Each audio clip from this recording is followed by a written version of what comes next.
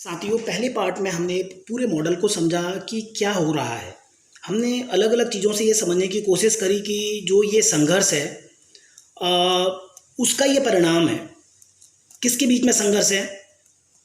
केरल वाला मॉडल हो या देश भर में अलग अलग हिस्सों में जो कुछ हो रहा हो, हमें ये समझ में आया कि वो उसमें हम सर्वोच्च हैं। इंसान सबसे ऊपर है और हमने एक तो आबादी बढ़ी है बहुत, जो ये 7 अरब की आबादी है, इतनी तेज़ी से दुनिया भर में आबादी बढ़ी है, तो हमें संसाधनों की ज़रूरत है। हमें फूड ग्रेन एग्रीकल्चर एक्टिविटीज़ के लिए, खेती किसानी के लिए हमें संसाधनों की ज़रूरत है। अपनी बढ़ती हुई आबादी को रखने के लिए ज़रूरत है। और भी जो हमें हमारा विकास का मॉडल है, जिसके बारे में बड़ी सारी बातें कोविड के समय में, इकोनॉमिकल रिसेशन के समय में हो रही हैं और हम लोग उन सारी चीज़ों को देख रहे हैं। शायद हम आने वाले दिनों में अपने ग्रुप में भी इनके बारे में बात कर सकते हैं। इंसान को फूड ग्रेन की ज़्यादा ज़रूरत है, अनाज की। तो उसने क्या किया, जो पहले से नेचुरल प्लांट या फ्लोरा फना है उसको डिस्टर्ब कर दिया। ठीक है, उसने क्या किया, जो एक जंगल में होने वाले अलग अलग तरह के विविध तरह के प्लांट्स, एनिमल, फ्लोरा फना, छोटे प्लांट, झाड़ियाँ, अलग अलग चीज़ें थी, उनको ख़त्म करके एक ही जैसे प्लांट लगा दिए अपनी ज़रूरत के लिए। तो क्या हुआ कि ये प्लांट खत्म होने से इन प्लांटों पे डिपेंडेंट होने वाले एनिमल्स पे असर पड़ा। अगर आप देख रहे हैं कहीं लिपोड या गुलदार आ रहा है तो वो किसी चीज़ पे डिपेंडेंट था। वो जानवर आपने पहले ही खत्म कर दिया, इसलिए उसकी संख्या बढ़ गई। बंदर की संख्या बढ़ने का क्या कारण है? कहीं ऐसा तो नहीं है लिपोड और बंदर के बीच में कुछ होता था, उनके बीच में एक रिलेशनशिप था वेब का? ये पूरा का इकोसिस्टम हमने डिस्टर्ब कर दिया है। अब मैं केरल की बात से आगे बढ़ता हूँ। एक करंट जो बात है वो है हमारी कोरोना।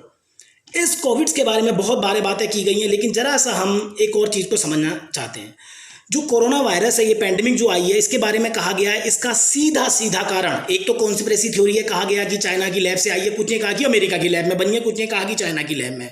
लेकिन जो हमारे पास पास्ट एक्सपीरियंस है और अभी तक जो समझदारी है साइंटिस्ट के बीच में, ये लगभग सहमति है कि कोविड जो है, ये वायरस है, जो ये SARS-CoV-2, ये पहले से वायरस है और ये 40-50 सालों से वायरस एग्जिस्ट है। ये कहाँ पाया जाता है? जूनोटिक डिजीज, यानी ये जो जूलॉजिकल एनिमल हैं, वाइल्ड एनिमल है, उनमें पाया जाने वाला ये जो वायरस है, ये पहले से था। तो ये क्या किया गया है, ये जंप किया गया है एनिमल टू ह्यूमन।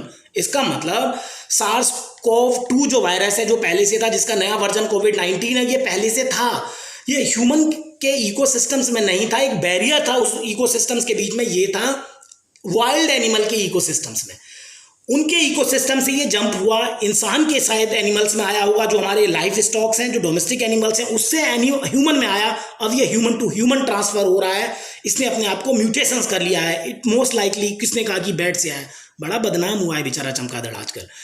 ये बैट के कारण बताया गया है, आपने देखा होगा, दिखाया गया टीवी में, चाइना की बाजार में लोग ऐसे खाते हैं, उनसे आया है। That may be the reason, possibility before passing through the another mammals. और ये शायद ये सब हाइपोथेटिकल है, लेकिन साइंटिस्ट ये, या जो मेडिकल साइंस या बायोलॉजिस्ट ये मान रहे हैं। इसका कारण ये बताया गया है, एक नई स्टडीज बताती है, वो ये कहती है, जो ऑस्ट्रेलिया और US के साइंटिस्ट ने कहा है, नेचुरल हैबिटाट मैंने जंगल, जो प्राकृतिक घर हैं, आपने बर्बाद कर दिए। क्यों बर्बाद कर दिए? रोडें बनाई, बड़े बड़े डैम बनाए, हमने अपनी एग्रीकल्चर एक्टिविटीज़ करी, बायोडाइवर्सिटीज़। हम कल बात कर रहे थे, सॉरी, हम पर्यावरण दिवस के दिन पे बात कर रहे थे बायोडाइवर्सिटीज़ के बारे में। जैव विविधता, अलग अलग तरह के, जो छोटा आँख से न दिखने वाला एक माइक्रो ऑर्गेनिज्म से लेके भयानक हाथी है, वो सब एक जगह सामंजस्य में रह रहे हैं, सब एक फूड साइकिल और फूड वेब का हिस्सा है, एक इकोसिस्टम बनाते हैं। याद है आपको तालाब की कहानी? अगर उसमें से एक भी कम हो जाए या कुछ ज़्यादा हो जाए तो हमारा पूरे के तालाब के इकोसिस्टम को असर पड़ जाएगा। तो वो तो एक इकोसिस्टम है। इसी तरह हमारी बायोडाइवर्सिटीज़ है, जैव विविधता और इकोसिस्टम्स। तो ये बता रहे हैं, जो हमने इकोसिस्टम में डिस्ट्रॉय किए हैं, जैव विविधता, अलग अलग तरह के प्लांट, फ्लोरा फना। जैसे हम उस दिन बीज बचाओ आंदोलन के बारे में बात कर रहे थे, आप लोगों ने बहुत भागीदारी करी। उत्तराखंड में शायद 40 से ज़्यादा राजमा की अलग अलग वेराइटीज़ है बीज की, वो बायोडाइवर्सिटीज़ है। कोई काला कलर का भी है, कोई पर्पल कलर का है राजमा, कोई वाइट कलर का है, कोई रेडिश कलर का है। ये बायोडाइवर्सिटी है। ये जो इकोसिस्टम है, ये हमने डिस्ट्रॉय किया है, इसका कारण हुआ है ये जो वायरस भी है। तो हमें यहाँ भी हम ऐसे भी समझ सकते हैं। अब मैं ये आपके साथ संयुक्त राष्ट्र संघ की इन्वायरमेंट प्रोग्राम UNEP का आपके साथ शेयर कर रहा हूँ। ये संयुक्त राष्ट्र संघ की संस्था से कोविड-19 को लेके उन्होंने कहा है, एक होते हैं जूमेंसेस, वो होते हैं जो जूलॉजी से, यानी प्लांट एनिमल लाइफ से जो ह्यूमन में आते हैं। ये कह रहे हैं जूनेसेस वो हैं जो डिजीज, जो बीमारियां कहाँ से आ रही हैं? जानवरों से इंसानों में हो रही हैं। अभी तक 60% ऐसे इन्फेक्शन है हम लोगों के पास जो हैं, जिनके बारे में अभी मैं आपको बता रहा हूँ। 60% ऐसे हैं जो बीमारियां जो हमें वो जानवरों से आई है। प्लेग के बारे में आपने सुना होगा, जब आप क्लास 10th में पढ़ते हैं तो अफ्रीका में रेंडर पेस्ट एक बीमारी आई थी, आपने पढ़ा होगा। जो लोग क्लास 10th में जाएंगे वो पढ़ेंगे।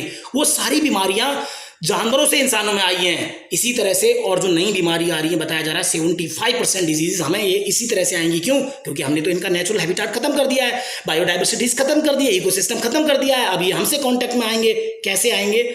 जैसे इसमें लिख रखा है, यही यूएन की बॉडीज कहती है कि इमर्जिंग इन्फेक्शन जो है मोर देन ट्रिपल 1980 के बाद जानवरों से, यानी ये जूलॉजिकल यूनिट से आने वाला जो इन्फेक्शंस है, जो इस तरह का कोविड जैसा या सार्क जैसा या स्वाइन फ्लू जैसा या इबोला जैसा, ये 3 गुना हो गया है। और 2/3 ऑफ द डिजीज जिसके बारे में हम बात कर रहे थे जानवरों से आ रही है, जंगली जानवरों से आ रही हैं। जैसे अभी अफ्रीका में फैला था 2 साल पहले, बहुत मौतें हुई थी। इबोला, HIV के बारे में आप जानते हैं, स्वाइन फ्लू के बारे में, और निपा भी जो अभी 1 साल पहले शायद केरल में आया था, जिसके कारण केरल ने बहुत अच्छी तैयारियां की हैं। ये सारी की सारी जो चीज़ें हैं ये इसी सिस्टम्स के थ्रू आई हैं और इसके लिए हम जिम्मेदार हैं, ऐसी लगभग एक सहमति है। रिसेंट जो अभी बीमारी है MERS करके है, ये जिसको मिडिल ईस्ट में ये पहला रेस्पिरेटरी सिंड्रोम है। ये बिल्कुल सार की तरह था, सांस की प्रॉब्लम्स थी इसमें, जैसे अभी कोविड की तरह। इतने केसेस थे, 858 मौतें हुई। सार्स था, ये भी आपका रेस्पिरेटरी सिंड्रोम था। सब इसी तरह के सिस्टम आ रहे हैं, देख लीजिए। 8,000 के करीब केस थे, 800 की डेथ हुई। इबोला 11,000 लोगों की मौत हुई, 28,000 लोगों को प्रभावित हुआ था। अफ्रीका में बहुत बड़े स्तर पर इसने तबाही मचाई। और एवियन फ्लू, ये आपका 20 मिलियन अमेरिकन इतने American dollar, 20 million American dollar 2000 से इसके लिए, इसको लड़ते हुए, इन फ्लू से लड़ते हुए। ऐसा कौन कह रहा है? यूनाइटेड नेशन एनवायरनमेंट प्रोग्राम और WHO वर्ल्ड बैंक की ये रिपोर्ट आपको बताती है। ये किस तरह से ये बीमारियां फैलती हैं इस इकोसिस्टम के नुकसान होने से। ये आपके वायरसेस हैं, ये animal viruses with the high host plasticity इनके अंदर है। ये जाते हैं वेक्टर, ये बेसिकली वेक्टर का मतलब है जो ले जाता है। तो वायरस की तो खास बात है कि वायरस अगर किसी की बॉडी में नहीं है, कोई ट्रांसमिटर नहीं है, तो डेड है। वो बेसिकली लिविंग और नॉन लिविंग के बीच का होता है। जब इसको बॉडी मिल जाती है, एक तरह से पैरासाइट या वेक्टर मिल जाता है, इसके थ्रू इंसान पे आया, अब इंसान से इंसान पे आया, ह्यूमन टू ह्यूमन ट्रांसमिशन हो चुका है और उसके बाद अभी ग्लोबल स्प्रेड हो रहा है। ठीक है, तो आपको पता ही है कोविड या दुनिया भर में ऐसा ये पहली बार नहीं हुआ, ऐसा होता रहता है। ये आप इसको और लार्जर वे में समझिए। अगर आप इकोसिस्टम से खिलवाड़ करेंगे और अगर एक चमगादड़ उसके अगर आप घर को तोड़ेंगे, वो आपके घर के बगल के पेड़ में रहेगा ना। वो आपके साथ बताया गया है, ये रेबीज भी लाया था, निपा वायरस भी लाया था। आप ये फॉक्स है, ये रेबीज को लेके आया था। आप देख रहे हैं, ये आंटलोप आपका रिफ्ट वैली फीवर को लेके आया था। ये टर्टल सैल्मोनेसिस करके कोई एक डिजीज लेके आया था। स्नेक कोली लेके आया था। ये पिग निपा वायरस लेके आया था। मोंकी पॉक्स लेके आया था। इंसानों को इस तरह से इन्होंने बीमारी दी है। ये हजारों सालों की ह्यूमन हिस्ट्री के साथ है। तो इस अर्थ में हम सब का हिस्सा है। न दिख पाने वाले ये एंडीज, आप जानते ही हैं, मलेरिया हो चाहे इस तरह के हों, ये सारे के सारे आपके एनिमल वर्ल्ड से, क्योंकि इनकी बॉडी इनके लिए सूटेबल है, इनका सिस्टम्स इनको एक्सेप्ट करता है, रेसिस्ट करता है। उनकी इम्यूनोलॉजी हमारी नहीं है। माना कि हम सबसे समझदार हैं, हम उसको लेके कर रहे हैं काम। तो ये एक इस तरह का क्राइसिस है। हमें ecological crisis, environmental crisis, biodiversities या नेचुरल हैबिटेट के क्राइसिस को इस तरह से भी समझने की जरूरत है। ये बेचारा बड़ा परेशान हुआ है। ये चमगादड़ लैब में इसको टेस्ट कर रहे हैं, वो इसके अंदर वायरस है या नहीं है। ये वेट बहुत फायदेमंद है, ये जो चमगादड़ है। तो ये क्या करता है, अभी हमने देखा है कि इनका जो हैबिटेट है वो बर्बाद हो गया है। क्यों हो गया? क्योंकि जंगल काट दिए गए। जंगलों में रहते थे बेचारे, उल्टे लटके रहते थे। एग्रीकल्चर बढ़ा है, तो अब ये इनका बड़ा रोल है। ये नाइट में क्या करता है, पॉलिनेटर्स, बीज न बने, और जो हम कह रहे थे हमारी सृष्टि का केंद्र बीज है, वो बीज बनने की प्रोसेस में पॉलिनेशन, ठीक है, परागकण वाला जो प्रोसेस होता है आपने देखा है, उसको ये प्लांट्स के बेस में वो करता है और इंसेक्ट को खाता है, उन खतरनाक इन कीड़ों को जो एग्रीकल्चर के भी नुकसानदेह होते हैं। और अभी बड़ी संख्या में खत्म हो चुका है और कहा जा रहा है कि ये जिम्मेदार है कोरोना वायरस लाने के लिए। तो इंसान क्या कर सकता है? हम लास्ट वाले पार्ट में आने की कोशिश कर रहे हैं। हमें क्या करना पड़ेगा? इकोसिस्टम की इंटीग्रिटी, इकोसिस्टम जो आपस में जुड़े हुए हैं, इंटीग्रिटी जो आपस में मिले हुए हैं, जो हमारे इकोसिस्टम्स है, हमें मदद करनी पड़ेगी कि हम उनको संभाल सकें। और हमें सपोर्ट करना पड़ेगा जो अलग अलग तरह की स्पीसीज हैं, अलग अलग तरह की प्रजातियां हैं, सांपों की, मगरमच्छों की, मछलियों की, इवन छोटी छोटे जो न दिखने वालों की है, हमको उनको बचाना पड़ेगा। नहीं मोर डिफिकल्ट फॉर वन। इससे क्या होगा कि जो एक तरह का पैथोजन होगा ना, वो तो खत्म हो गए। पैथोजन का मतलब जो एक तरह से कोविड का जो ये वायरस है, ये पैथोजन है, विषाणु, ये उस सिस्टम से हमारे में नहीं आएगा और उसका स्पिल नहीं होगा, वो हमारे और डोमिनेट नहीं करेगा अगर वो प्रजाति बची रहेगी। तो अगर हम देखें तो अगला है फ्यूचर। इसका फ्यूचर ये है कि it is impossible to predict where the next out, ये बिल्कुल मुश्किल है, हमें ये पता नहीं है कि ऐसा कब होगा, लेकिन बहुत सारे लोग कह रहे हैं ग्लोबल वार्मिंग होगी, टेम्परेचर बढ़ेगा और आने वाले समय में इस तरह की बहुत ज़्यादा संभावना है कि इस तरह की एपिडेमिक आएंगी। तो हमारे पास ऐसे एविडेंस है जो हमें बताते हैं कि इस तरह की डिजीजेस बढ़ेंगी, बहुत ज़्यादा फ्रिक्वेंट होंगी जैसे ही क्लाइमेट चेंज होगा। बस इलाज वही है कि हम पहले अपनी अर्थ को समझें, अपने इकोसिस्टम्स को समझें, उसको ज़्यादा बायोडाइवर्स रहने दें और बड़े स्तर पे लार्ज स्केल पे डिफोरेस्टेशन न किया जाए। नेचुरल जो वेजिटेशन है, जो पर्टिकुलरली एक फीचर है उस एरियाज़ का, जो भी उसकी यूनिकनेस है, डेजर्ट रीजन है तो डेजर्ट, अगर वो स्नो डेजर्ट तो स्नो डेजर्ट, माउंटेन रीजन है तो माउंटेन रीजन्स, प्लेन है, प्लेटूज है, वेटलैंड है, हम उसको बचाएं। इस बीच में हमें ये ध्यान देने की जरूरत है। अभी हमारे जो प्रकाश जावड़ेकर जी हैं, हमारे पर्यावरण मंत्री, उन्होंने कहा कि हम बहुत कड़ी सजा देंगे जिन्होंने ये घटना करी है। लेकिन इसी अप्रैल के महीने में जब कोविड आ रहा था तो प्रकाश जावड़ेकर जी ने क्या किया, national board of wild life and एक एक्सपर्ट अप्रेंसल कमेटीज है, उसकी रिपोर्ट्स, उन्होंने कहा था कि कुछ एक ऐसे सेंसिटिव एरियाज है, प्रोटेक्टिव एरियाज, वहाँ पे आप इन्वायरमेंट क्लियरेंस न दीजिए बड़ी बड़ी इंडस्ट्रीज को लगने के लिए या जंगलों को काटने के लिए।